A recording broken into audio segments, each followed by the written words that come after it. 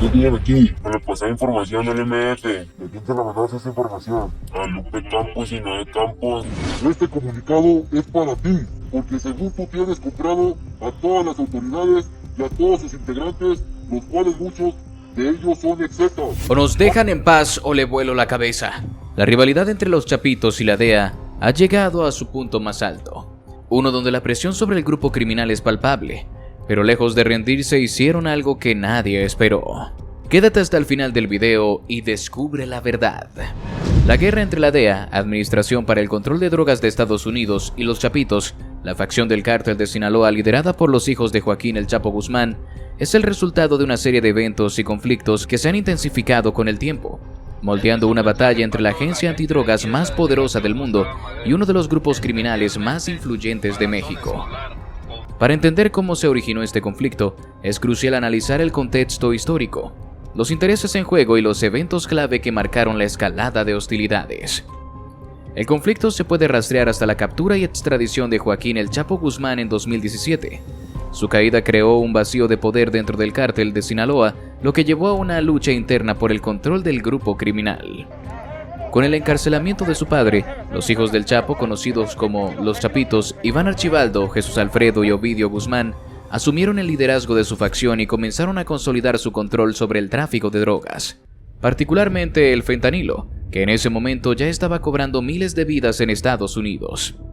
Mientras tanto, otras facciones del cártel, como la liderada por Ismael El Mayo Zambada, adoptaron una postura más discreta, tratando de evitar enfrentamientos con el gobierno y con la DEA. Sin embargo, los Chapitos tomaron un camino distinto, recurriendo a tácticas más violentas y agresivas, lo que atrajo la atención de las autoridades estadounidenses. El detonante principal de la guerra fue el auge del fentanilo. A diferencia de la cocaína o la heroína, que requieren grandes plantaciones y complejas rutas de tráfico, el fentanilo es un opioide sintético que puede ser producido en laboratorios con químicos provenientes de China. Esta droga se convirtió en una mina de oro para los Chapitos, quienes aprovecharon su infraestructura para descubrir y distribuir cantidades masivas hacia Estados Unidos.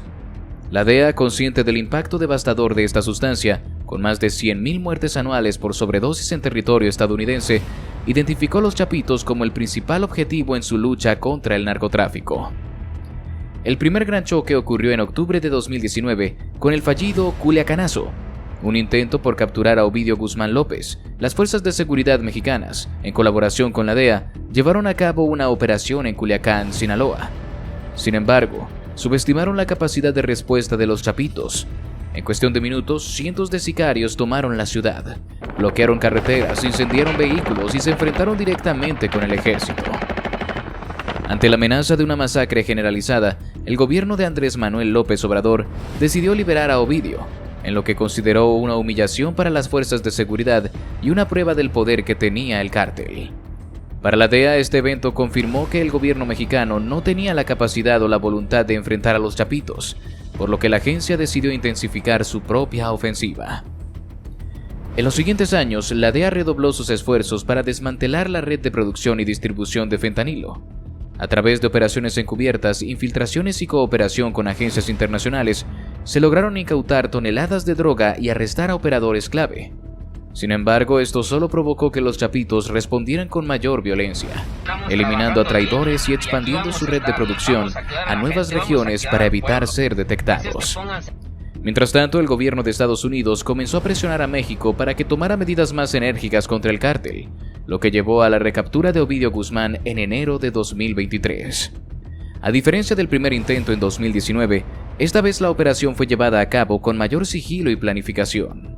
La DEA y el ejército mexicano coordinaron un ataque sorpresivo en Jesús María, Sinaloa, donde Ovidio fue arrestado tras un intenso enfrentamiento. Su captura fue vista como una gran victoria para la DEA, pero también desató una ola de violencia en Sinaloa, con bloqueos, ataques armados y represalias contra las fuerzas de seguridad. La extradición de Ovidio a Estados Unidos en septiembre de 2023 marcó un punto de no retorno en la guerra entre la DEA y los Chapitos, ya que los hermanos restantes juraron vengar su captura y continuaron con sus operaciones de narcotráfico a pesar de la presión internacional. La guerra no solo se libró en los campos de batalla de Sinaloa, sino también en los tribunales y en el ámbito político. La DEA intensificó su campaña mediática contra los Chapitos, publicando recompensas multimillonarias por su captura y declarando que el grupo era responsable de la crisis de fentanilo en Estados Unidos. En respuesta, los chapitos intentaron lavar su imagen mediante comunicados en los que negaban estar involucrados en la producción de fentanilo, alegando que su cártel solo traficaba drogas tradicionales como la cocaína y la marihuana. Sin embargo, las evidencias recopiladas por la DEA, incluidas declaraciones de testigos protegidos y operadores detenidos, demostraron que los chapitos no solo estaban involucrados en el tráfico de fentanilo, sino que habían desarrollado sofisticadas técnicas para evitar la detección de sus cargamentos. Uno de los enfrentamientos más significativos entre la DEA y los chapitos ocurrió en 2023, cuando un operativo encubierto reveló que la organización estaba utilizando rutas alternativas para mover fentanilo a través de Centroamérica y el Caribe, eludiendo la vigilancia en la frontera con México. La DEA, en colaboración con agencias de inteligencia de varios países, logró interceptar un cargamento en alta mar, lo que representó una pérdida millonaria para el cártel. En represalia, los chapitos ejecutaron a varios informantes y sospechosos de haber colaborado con la agencia, enviando un mensaje claro de que cualquier traición se pagaría con sangre. Otro episodio clave en esta guerra fue la infiltración de agentes encubiertos en la red financiera del cártel. Durante meses, la DEA logró rastrear el lavado de dinero de los chapitos a través de criptomonedas y empresas fachada en México y Estados Unidos. Esta operación permitió el congelamiento de cuentas bancarias y la detención de operadores financieros clave, afectando temporalmente el flujo de dinero de la organización. Sin embargo, la estructura del cártel demostró ser resiliente, reorganizándose rápidamente para seguir operando. A medida que la guerra avanzaba, la DEA comenzó a presionar al gobierno mexicano para que tomara un papel más activo en la lucha contra los chapitos. Sin embargo, la respuesta del gobierno de López Obrador fue ambigua. Por un lado, el presidente aseguró que su administración no protegería a ningún cártel, pero por otro, evitó realizar acciones contundentes que pudieran desatar un conflicto a gran escala. La relación entre la DEA y el gobierno mexicano se deterioró, con acusaciones de que ciertos sectores del gobierno estaban coludidos con el narcotráfico o simplemente no querían involucrarse en un conflicto que podría desestabilizar aún más la región. El video llegó a la DEA en la madrugada, a través de un canal seguro que solo los agentes más experimentados sabían que existía. No había precedentes de algo así. A lo largo de los años, los cárteles mexicanos habían enviado mensajes a la Agencia Antidrogas de Estados Unidos, pero nunca de una manera tan directa, tan calculada, tan amenazante.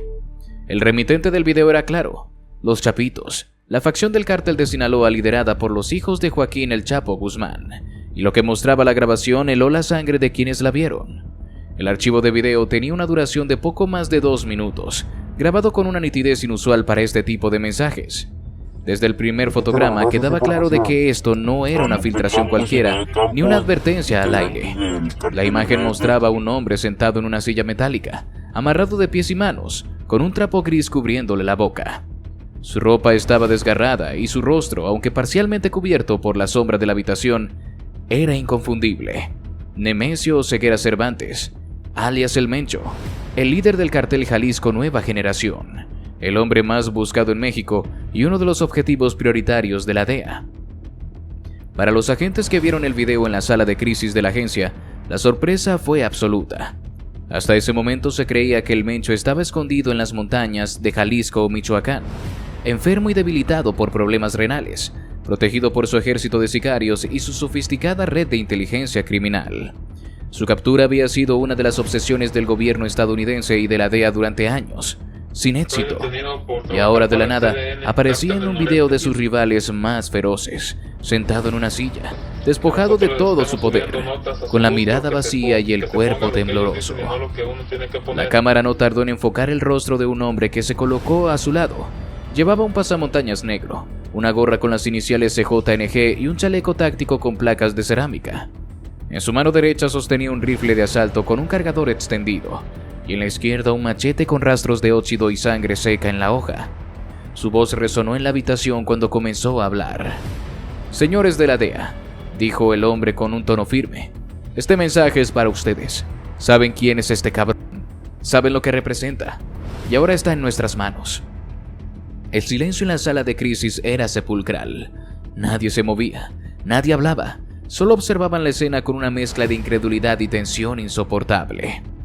«Hemos sido pacientes», continuó el hombre enmascarado. «Hemos jugado el juego, Hemos dejado que ustedes hagan sus operativos, sus decomisos, sus arrestos. Pero ya estuvo. Están jodiendo demasiado, y si siguen así vamos a cambiar las reglas del juego. El hombre tomó el machete y lo acercó lentamente al cuello del Mencho.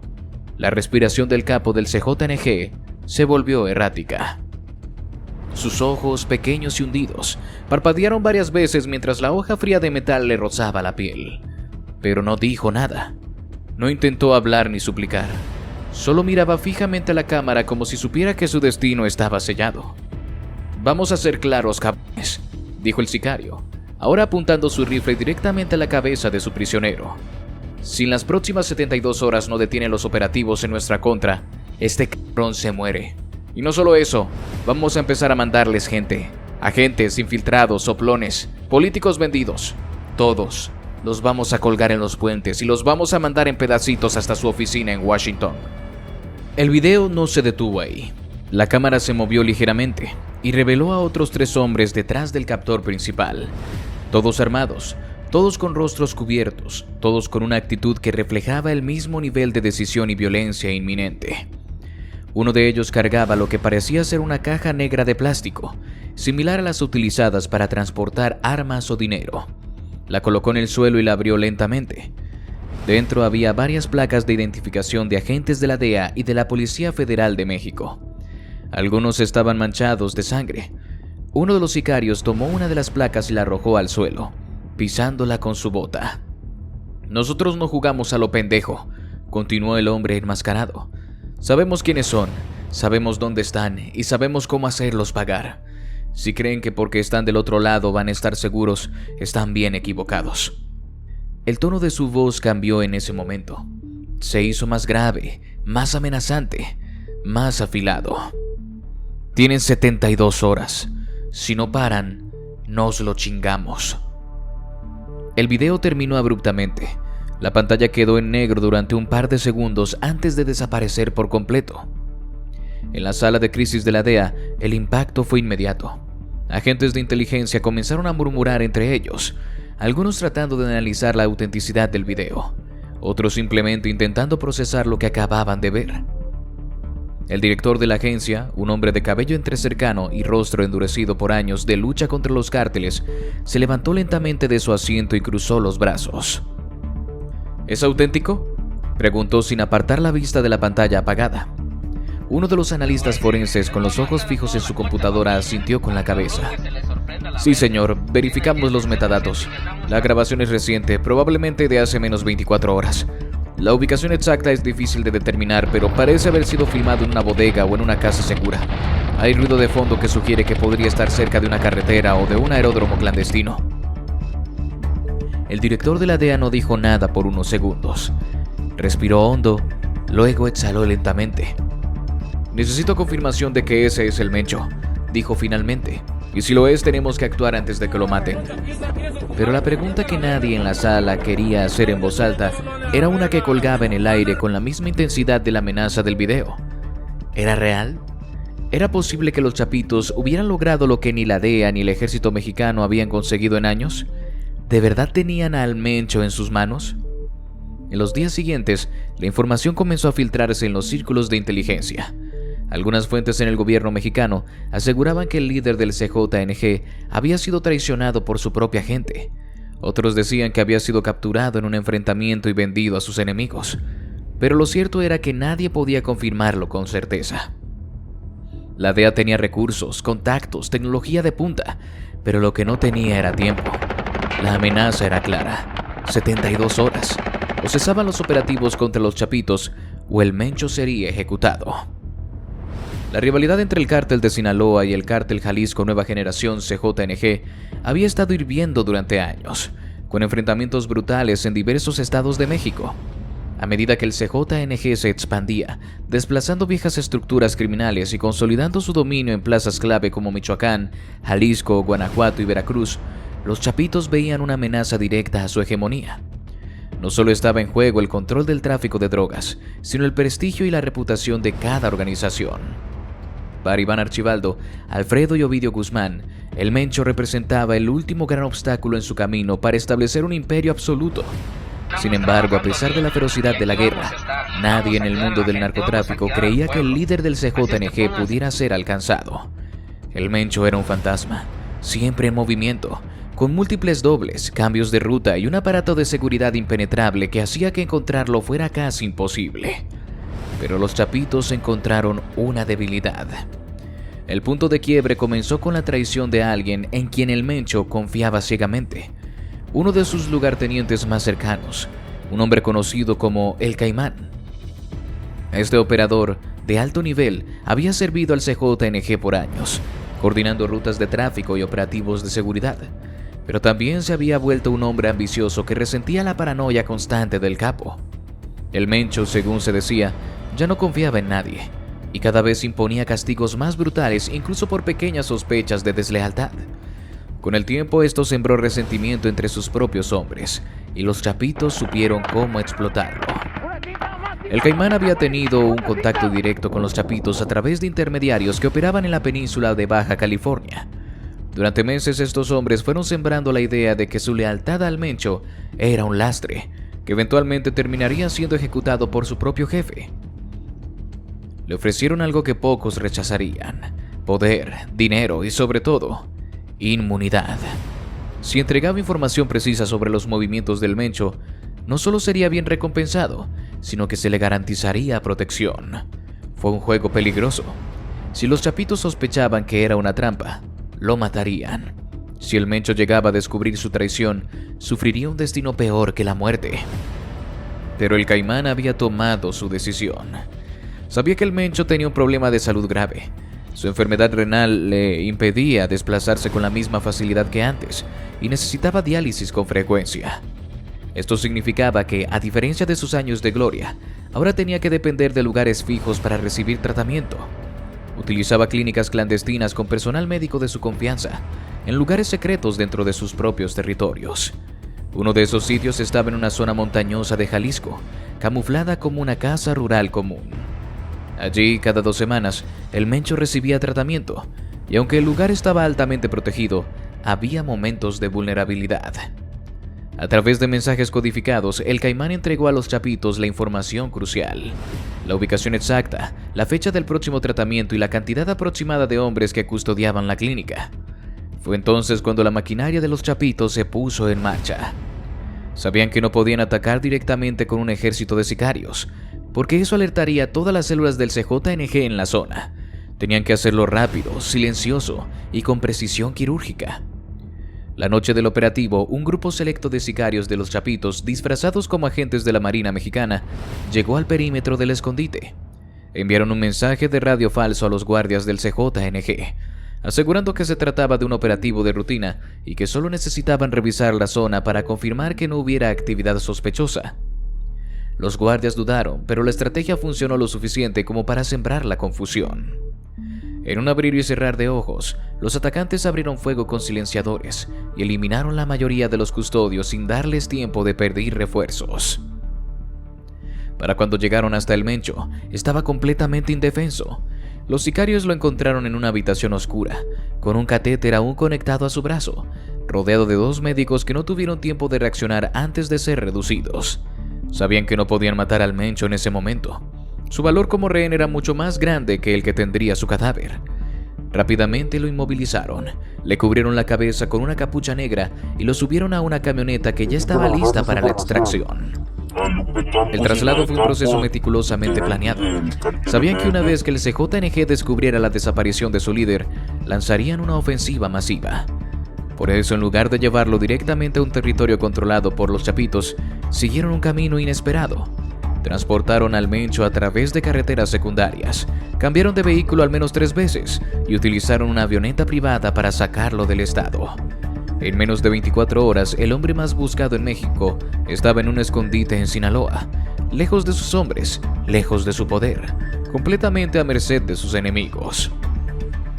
Lo que vino después fue un juego psicológico brutal. Durante días, los chapitos lo mantuvieron en condiciones inhumanas, despojándolo de cualquier sentido de control.